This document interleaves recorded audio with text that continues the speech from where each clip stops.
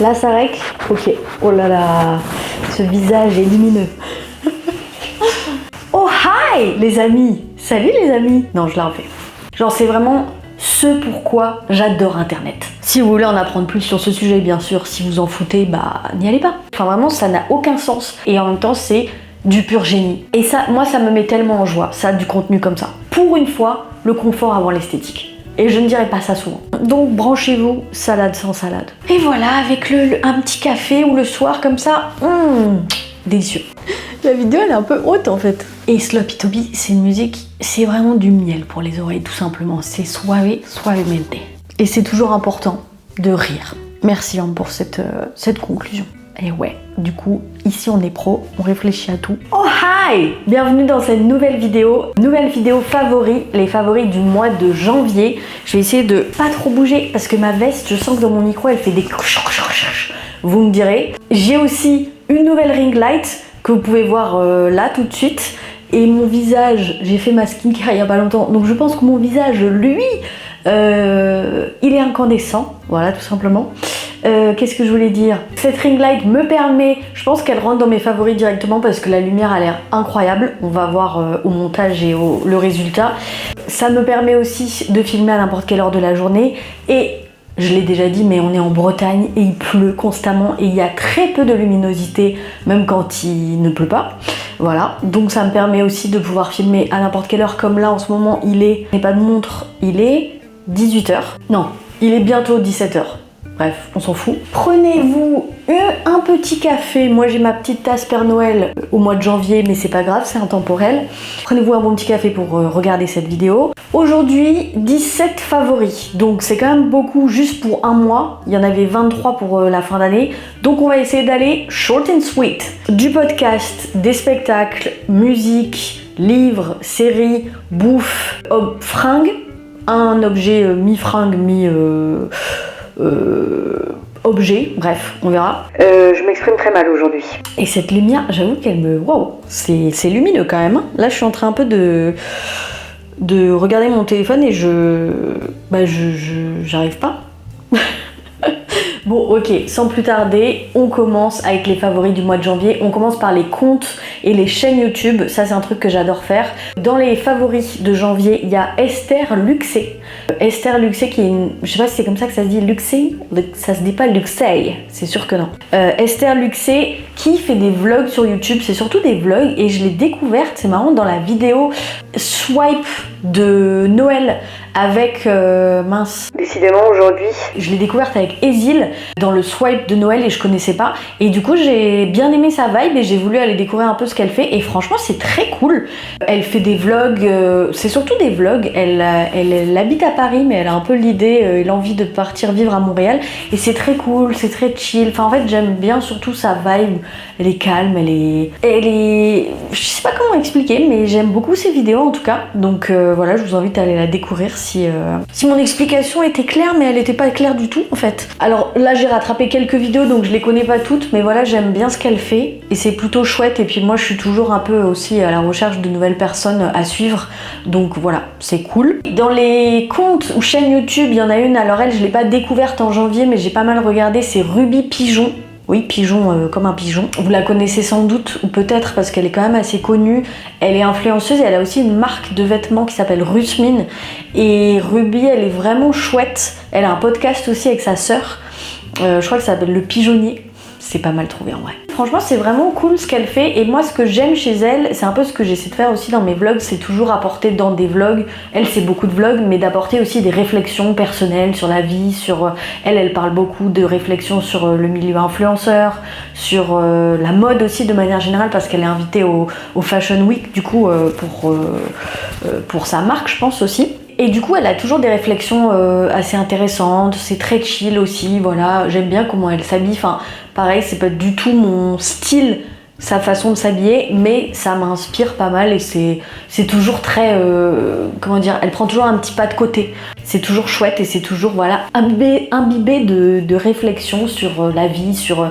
moi, j'adore les réflexions philosophiques, donc j'avoue, ça me parle pas mal. Et puis, elle parle aussi pas mal de son quotidien d'entrepreneur, d'entrepreneuse, donc ça c'est un truc qui me parle beaucoup, comme j'ai pas mal été entrepreneur aussi dans ma vie, même si ça peut me saouler aussi ce genre de contenu, mais je trouve qu'elle a toujours un regard assez lucide sur ça, et du recul aussi sur les limites de l'entrepreneuriat. Ah oui, une vidéo aussi que je vous conseille, là c'est plus une vidéo qu'un compte, mais le compte est très cool aussi, c'est Micode qui a fait une vidéo sur l'IA, donc sur l'intelligence artificielle.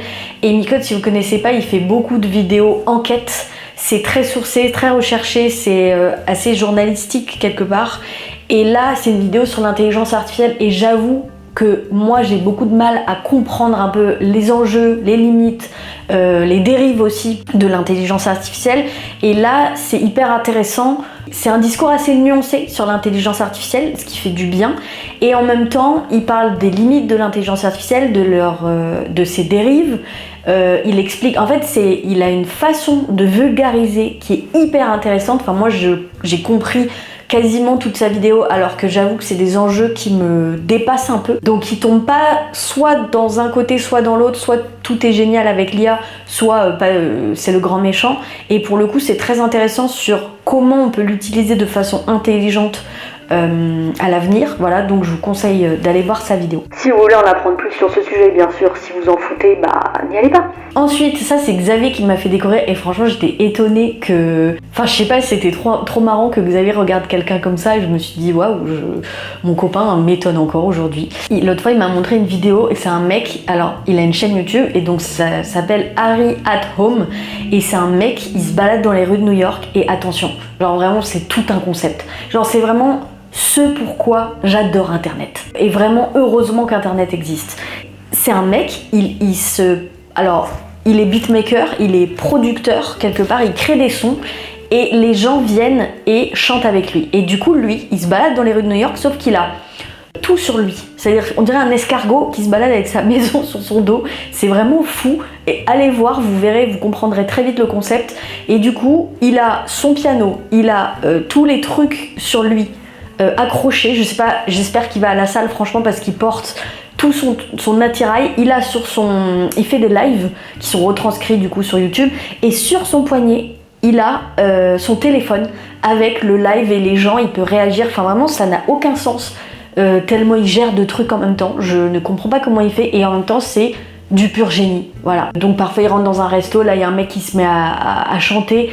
Il y a un épisode qui est super, ça s'appelle... Ah oui, They said don't go out in NYC at night. Donc ils disent ne sortez pas le soir à New York. Et franchement il fait des rencontres incroyables. Lui en plus il a une dégaine, enfin il a aucune dégaine. Genre le mec il est en Bermuda, les cheveux bouclés, enfin vraiment entre guillemets il a aucune dégaine, mais le talent c'est incroyable. Et là vous verrez dans cet épisode, vraiment il y a des gens qui chantent en mode Craig David et tout, enfin... Et il y a des gens évidemment qui viennent autour ensuite, qui filment, qui applaudissent, enfin ça crée vraiment un moment. Et le mec c'est du génie ce qu'il fait, enfin fallait y penser quoi. Et ça, moi ça me met tellement en joie, ça du contenu comme ça. Donc j'espère que ce sera le cas pour vous aussi. On passe à la catégorie fringues. Alors fringues c'est surtout des chaussons, j'ai juste un truc, c'est mes nouveaux chaussons. Je les ai tiens en ce moment dans mes pieds, mais je vous montrerai une photo bien sûr. Alors je crois pas qu'il y ait de marque, mais c'est des chaussons isotonaires. Mais ça faisait un moment que je voulais des vrais chaussons. Les derniers chaussons que j'avais, j'ai pas de photo je pense, mais c'était des chaussons, il n'y avait même pas de semelle. Là il y a une semelle, elle est comme as la semelle, elle est quoi 5 ou 10 cm. Et franchement à l'intérieur c'est meuletonné un peu, enfin c'est un peu en mode mouton. Et oh là là, on pourrait presque y être pieds nus, c'est chaud, c'est confortable. Et franchement, moi qui traîne beaucoup à la maison et qui travaille aussi à la maison en ce moment, franchement, ils sont géniaux. Et achetez-vous des chaussons isotonaires. Isotonaire, je crois que ça veut dire... c'est un truc pour... je sais pas exactement ce que ça veut dire, je le mettrai à l'écran. Mais c'est un petit peu plus niveau qualité de ce que j'ai compris. Moi, je les ai payés quoi 20-25 euros. Et franchement, c'est un super investissement. Voilà. Je pourrais même sortir avec, ça fait un peu sabot, ça ferait un style. C'est pas les plus beaux, mais ils sont incroyables. Pour une fois, le confort avant l'esthétique. Et je ne dirais pas ça souvent. Niveau bouffe, on a plusieurs trucs dans la catégorie bouffe. C'est celle qui est la plus charnue. C'est celle qui est la plus... comment on dit ? Oh, aujourd'hui, je n'ai pas de mots. C'est celle qui est la plus remplie aujourd'hui dans les favoris. Alors, le premier, c'est un peu random comme le pomelo la dernière fois, c'est la pomme grenade ou la grenade. C'est un fruit qui est génial. Déjà sa couleur, sa forme, enfin il est rose-rouge, c'est juste un fruit, t'as l'impression qu'il arrive des cieux. Et c'est croquant, enfin j'imagine que vous connaissez, mais c'est un truc que l'autre fois j'ai vu mon frère cuisiner avec et je me suis dit mais c'est ouf, il faudrait que je remette ça dans mes plats. Et ça m'a donné envie et ça rejoint mon autre favori qui est les salades, mais sans salade. Oui je sais ça n'a aucun sens, mais la grenade, le pomelo, c'est des trucs pareils, un peu sucrés, un peu fruités, qui donnent trop de goût en fait à vos salades. Et voilà, donc je clique là-dessus parce que c'est génial. Donc tu peux mettre ça dans tout, même si vous aimez les plats sucrés salés, c'est génial. Et mon prochain favori, c'est les salades sans salade, c'est-à-dire que juste tu mélanges des trucs ensemble. Moi, ça partait du fait que à Lidl où je fais mes courses, la salade, elle est toujours périmée trop rapidement. C'est difficile de la garder, enfin voilà, donc j'achetais plus trop de salade et maintenant je fais des salades sans salade, c'est-à-dire juste tu mets du maïs, du thon, du pomelo, des fruits secs, tout ce que t'as en fait, de la viande végé, du tofu, tout ce que t'as un peu dans ton frigo et ça te fait une bonne salade et c'est délicieux tout simplement. Donc récemment j'ai fait que ça, enfin surtout en janvier. Et en vrai, c'est trop bon avec, voilà, je sais pas, des tartines de chèvre chaud ou de la soupe si tu veux quand même l'hiver, un petit truc un peu chaud quoi. Donc branchez-vous, salade sans salade. Une boisson, j'avais parlé des boissons pétillantes la dernière fois, une boisson Schorle, et là c'est une boisson, en fait, je clique tout simplement sur... je suis pas dans clic, mais sur les boissons pétillantes sans alcool, tout simplement. Parce que, je l'ai déjà dit, nous, on boit de moins en moins d'alcool. Moi, ça m'intéresse de moins en moins, sauf l'été, le truc contextuel du cocktail. Mais bon, l'alcool est à consommer sans modération. Non, avec modération.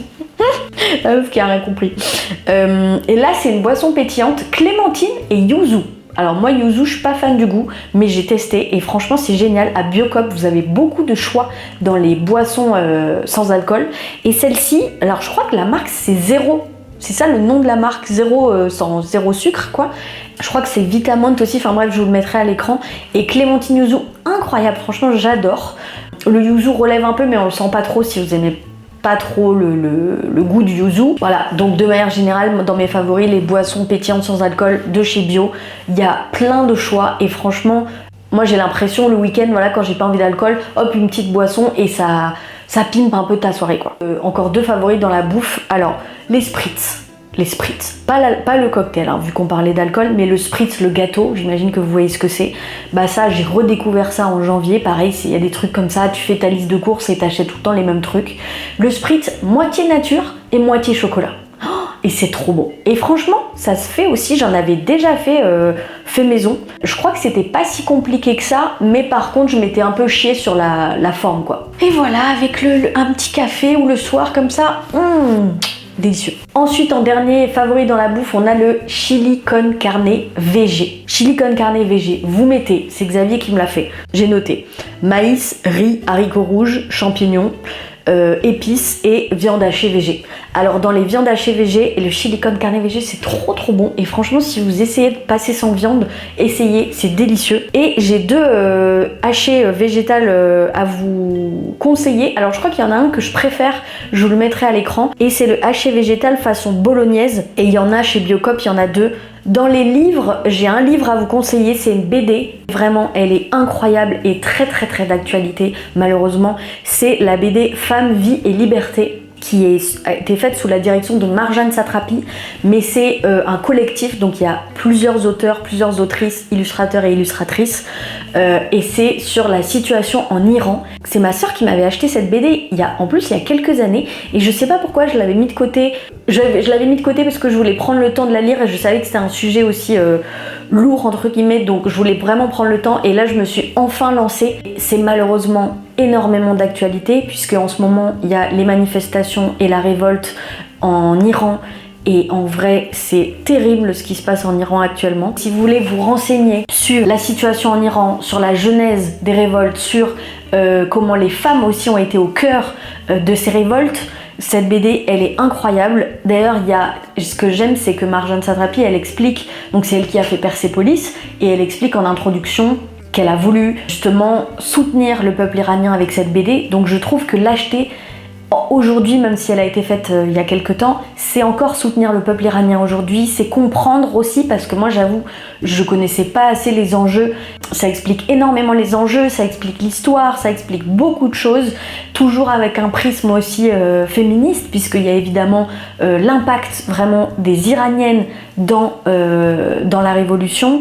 Et encore aujourd'hui, là, on est le 26 janvier, il y a une ONG qui a déclaré qu'il y avait près de 6000 morts dans des manifestations et encore des dizaines de milliers de blessés. Des milliers d'autres personnes pourraient avoir été tuées dans la répression du mouvement national de contestation, a précisé Human Rights Activist News Agency ce lundi 26 janvier. Malheureusement, c'est quand même très actuel et c'est très très important de se renseigner là-dessus.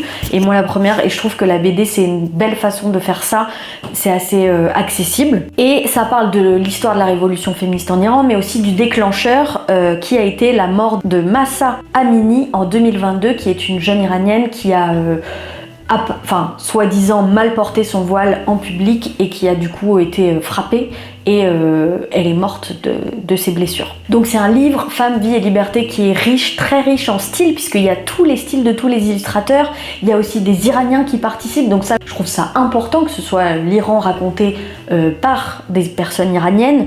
Il y a plein de styles, c'est très très riche, donc vraiment je ne peux que vous conseiller cette BD qui est un très bel objet et en même temps très très politique et un gros soutien aussi au peuple iranien qui vit en ce moment quelque chose de terrible. On a la musique dans mes favoris de ce mois-ci. 3 chansons dont je voulais vous parler. Il y a Papa de Théodora. Je pense que si je ne mets pas Théodora à chaque vidéo, je sais pas, c'est comme quand je parle de Colline, il faut que je parle de Théodora. Papa de Théodora. Théodora, en fait, je l'ai découvert assez tard, mais comme toutes les musiques, comme tout. C'est Xavier qui m'a encore une fois fait découvrir cette chanson et elle est incroyable. Et il y a des instrus. Le choix de ces instrus est toujours incroyable. La vidéo, elle est un peu haute en fait. Ok, donc, j'avais plus de batterie, mais je reprends. Dans les musiques que j'ai bien aimées en janvier, il y a Triste Mélancolie de Lesram et Jossman. Franchement, c'est calme, mais ça rappe hyper bien. J'adore la prod aussi. Et la dernière musique, c'est Sloppy Toppy de Jossman, encore lui, et Hamza. D'ailleurs, Hamza, j'ai pas écouté son dernier album encore. Et il a l'air vraiment cool, donc faut que j'aille l'écouter. Et Sloppy Toppy, c'est une musique, c'est vraiment du miel pour les oreilles, tout simplement. C'est suavemente. Rien de plus, rien de moins. Ensuite, un podcast que je vous recommande, c'est 4 quarts d'heure que j'ai écouté quasiment tout le mois de janvier. En vrai, j'ai déjà dit ça je pense, mais pour aller marcher le soir, comme là juste après, je vais essayer d'aller marcher un petit peu. Il fait nuit, il faut se motiver, il pleuviote, bref. Et 4 quarts d'heure, ça m'a grave motivée. Et j'avoue, moi, je suis plus à écouter beaucoup de podcasts politiques, sérieux. Je mets des guillemets parce que c'est évidemment, 4 quarts d'heure, c'est évidemment un podcast sérieux. Mais du coup, j'écoute quand même plus des podcasts politisés. Et là, ça fait du bien d'avoir un podcast un peu plus chill, un peu plus calme, qui juste c'est du blabla quoi, enfin ça discute. Et donc 4 quarts d'heure, c'est un podcast, si vous connaissez pas, de 4 filles. Alors il y a Louise Petrouchka, Alix Martineau, Camille Lorente et... il y avait Kalindi Ramfoul qui l'a arrêté pour les dernières saisons. Mais elles sont toutes très drôles, très cool. Et c'est un super podcast, ça parle des ups et des downs. Si vous connaissez pas, c'est 4 quarts d'heure. Donc chacune fait un quart d'heure d'un up ou d'un down. Un truc qu'elles ont aimé dans leur semaine et un truc qu'elles ont pas aimé. Et parfois c'est en mode roller coaster et du coup voilà, c'est en mode anecdote, ça rigole, c'est très drôle, c'est très cool. Et là maintenant, depuis que Kalindi Ramfoul est partie, du coup elles ont une invitée à chaque fois pour remplacer du coup le 4e quart d'heure. D'ailleurs je vous conseille les épisodes avec Isaac Dessau. Depuis que je l'ai écouté, je dis tout le temps plus que jamais.